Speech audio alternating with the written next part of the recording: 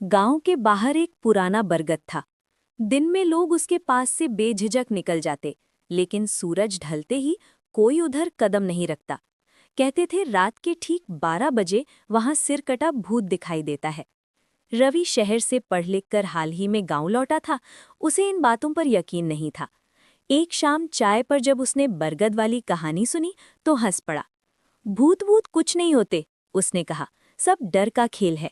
गांव वालों ने उसे बहुत समझाया, पर रवि ठान चुका था। आज आधी रात को वो खुद बरगद के पास जाएगा। रात के 12 बजने में 5 मिनट थे। चारों तरफ सन्नाटा, सिर्फ झींगुरों की आवाज। रवि टॉर्च लेकर बरगद के नीचे पहुंचा।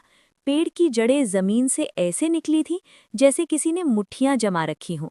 अचानक ठंडी हवा चली, टॉर्च की रोशनी झपकी और बुझ गई। बस, रवि बुदबुदाया, यही डर है। तभी उसे घोड़ों की टापों जैसी आवाज सुनाई दी, लेकिन वहां कोई सड़क नहीं थी। धक धक, धक धक, आवाज पास आती गई। और फिर उसने देखा, बरगद के पूछे से एक साया निकला। लंबा काला शरीर, हाथ में कुछ पकड़ा हुआ। जब वो थोड़ा और पास आया, रवि की सांस अटक गई। वो अपना ही सिर हाथ में पकड़े था। गर्दन से काला धुआं उठ रहा था, खून नहीं, बस अंधेरा। सिर की आंखें अचानक खुली। तुम मेरा सिर देखा? आवाज सिर से नहीं, पूरे जंगल से आई। रवि पीछे हटने लगा, लेकिन उसके पैर जैसे जमीन में गड़ गए हों। भूत ने धीरे धीरे बोलना शुरू किया।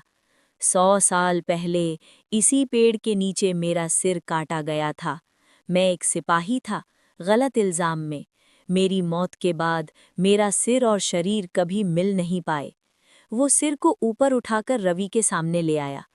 हर जो देखने आता है वो या तो पागल हो जाता है या फिर मेरी जगह लेता है।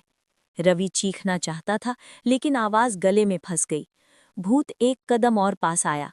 अचानक कहीं से मंदिर की घंटी बजी। टॉर्च अपने आप जल उठी। भूत पीछे हट गया। उसकी आवाज गूंजती हुई आई। तुम बच गए, पर याद रखना, अब मैं तुम्हें हर रात दिखूंगा। अगले ही पल वो गायब। सुबह गांव वाले रवि को बरगद के नीचे बैठे मिले। आंखें खुली थीं, लेकिन उनमें कुछ भी नहीं था। वो जिंदा था, पर हर रात ठीक 12 बजे वो उठता और कहता, क्या तुमने मेरा सिर देखा है? और तब से गांव में एक नहीं, 2 सिर कटे भूतों